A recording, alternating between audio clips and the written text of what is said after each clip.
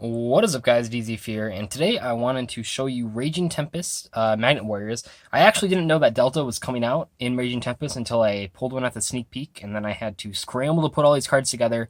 I've been looking forward to playing Magnet Warriors with Delta for a really long time now. Gorgonic Guardian is actually one of my favorite Exceed monsters in the game, and this is a deck that can make it the best, and it's also, honestly, this deck's actually really good. It's kind of surprising because, I mean, when they came out, the problem was none of these guys contribute themselves special summon anything besides level 4 Magnet Warriors, and they're all level 3, so that meant that you had to play the normal monsters. So obviously, when you compare them to like ABCs when they came out, ABCs were just a lot more playable. But with Delta, there's actually like a good level 4 to summon, making this whole deck just way more playable and consistent. And you can actually OTK people really easily with this. And things just get out of hand really quickly. There's a lot of revival effects, there's a lot of floating effects, and I think this deck is honestly pretty good. So yeah, well, let's just get right into it. First, we were playing 3 Alpha. This is the one that searches your boss monster, Berserkion or whatever he's called. And then also he has like the tribute for floating effect. This guy, Beta, he searches the monsters. You're really never adding Delta to your hand, but you're just adding the other pieces. Usually, Beta almost always grabs the Alpha, but I don't know, it's just whatever piece you don't have. Gamma is the Tin Goldfish, obviously really important for accelerating your plays. We actually have a lot of effects that put more monsters on the board. This deck's really good at making level 3 monster, or really good at putting level 3 monsters on the board to make rank 3 Exceed monsters. But Gamma is definitely a really powerful card. Like I said, we are playing 3 Delta, so this is a new one. Basically, when this guy's summoned, you can Foolish a Magnet Warrior. He also has another effect when he's destroyed to summon Valkyrion, but we're not playing that because I just don't want to play more bricky cards. I mean, that's kind of cute, but it's just not realistic. It's not realistically ever going to happen in a competitive game. But basically, when you have the little guys, you can just tribute them to summon the Delta from the deck. Then Delta mills a piece that you want, so that you can summon your boss monster, because it requires all 3 of the monsters in the grave, or field, or hand. And then, yeah, so we are playing through the boss monster.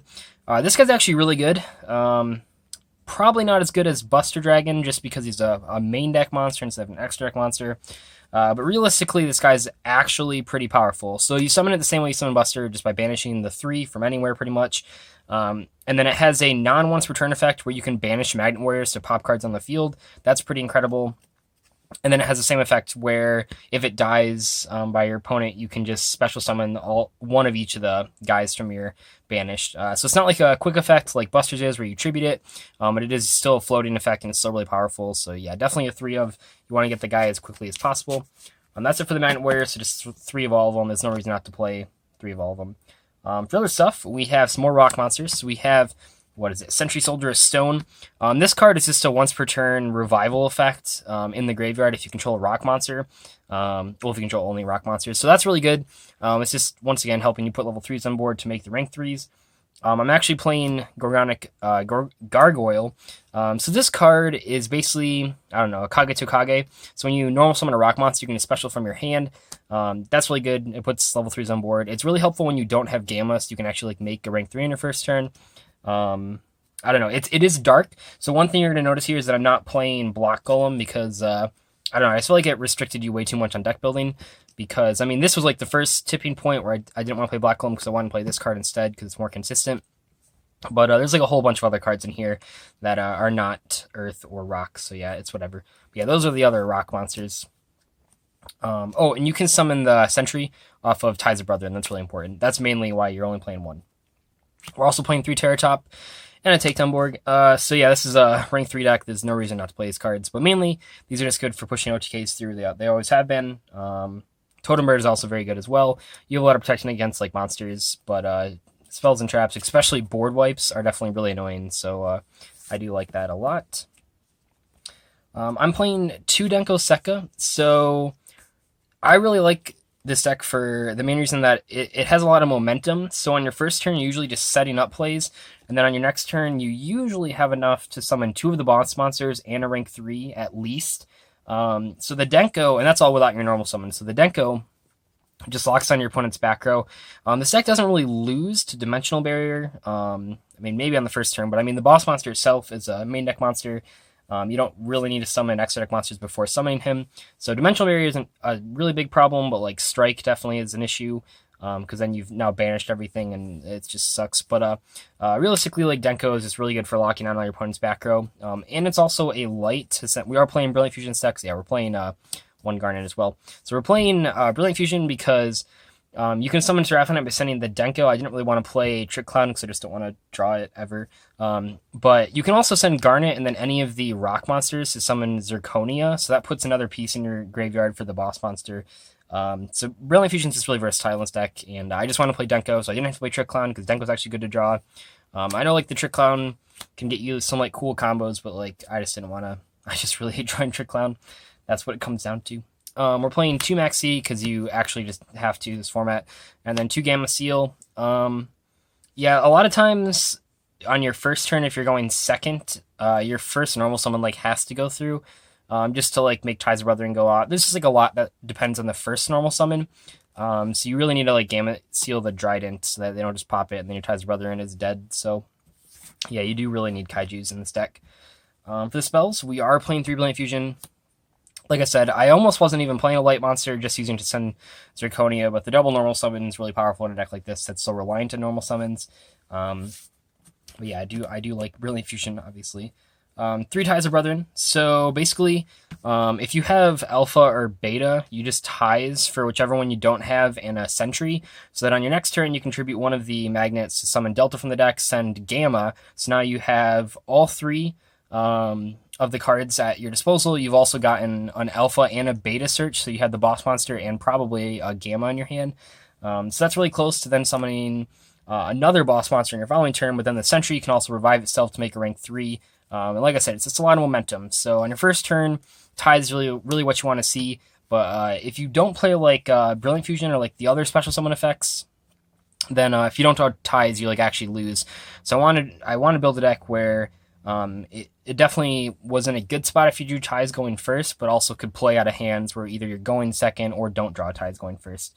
But yeah, definitely 3 of that because you want to see it as early as possible. 3 Desires, yeah, kind of just like ABCs. There's not really much you care about banishing. It's really unlikely that you'd banish like all 3 copies of any of the Magnet Warriors, really. But yeah, once you get like enough pieces to do 2 boss monsters, like that's really enough to kill your opponent. So the extra 3rd piece of every Magnet Warrior doesn't really matter too much. But yeah, it's just good for especially the hands that are just like really bad with a lot of normal summons. Getting out of those is really important. We're playing 2 Twin Distur. Like I said, some back row is annoying, not really D-barrier, but just back row in general is really annoying. And this can get a piece into the graveyard to banish, so yeah, good card. 2 Magnetic Field. So this card has like a lot of effects. It has like a weird bouncing effect, but the main effect is that if you have, basically if you have a Rock Earth level 4 or lower, you can then special summon a Magnet Warrior from your graveyard. That's a once per turn effect. And it's not as important as like the Union Hanger effect. Like you definitely win without this card, so I'm not playing like Terraforming. I'm not even playing 3 copies of it. But it's still like a good card because it's Monster Reborn every turn.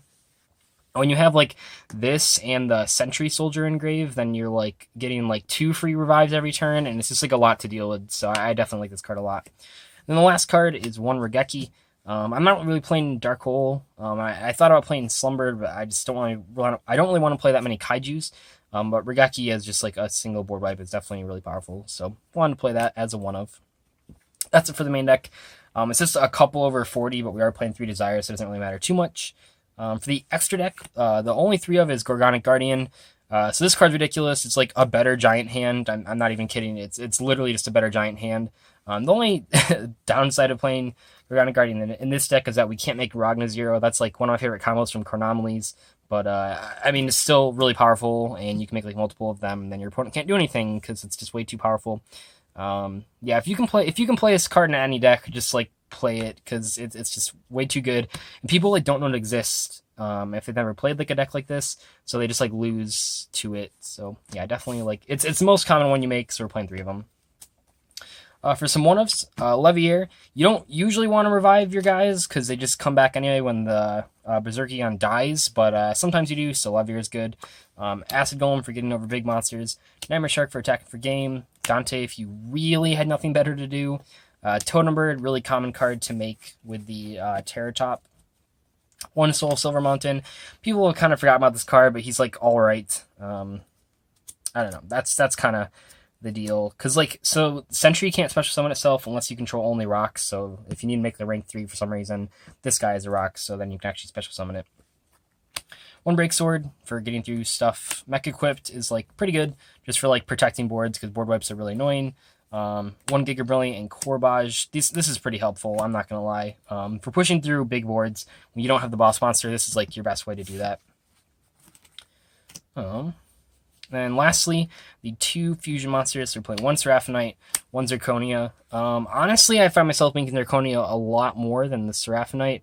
They're both pretty good. It's just Zirconia has like a lot of attack points, and you want to OTK people, and it gets the pieces in the grave. It just does a lot of things. I suppose you could play rank 4s in this deck. I'm obviously only playing rank 3s and then the fusions. But I just didn't see the rank 4s coming up very often, because like the rank 3s are coming up almost every single turn. But the rank 4s only come up when you have like Denko and Delta, or if you like have a Delta on board for some reason, and like a magnetic field to summon like another Delta. Because the level 3s can't tribute themselves on your opponent's turn, so it's not like you're going to be summoning 2 Deltas from your deck. So like it's, I don't know. The Delta usually doesn't live the turn because it doesn't have that much attack or defense. You're just using it to set up your graveyard, so it's whatever. But yeah, that was Magnet Warriors. I like this deck a lot. I don't know if I'll take it to an event, but in terms of like playing casually or playing with your friends, or even like I said at a regional, I think this deck could actually be pretty viable. It can it can steal some wins. I'm not gonna lie, but hopefully you guys have this deck profile, and I'll see you later. Goodbye.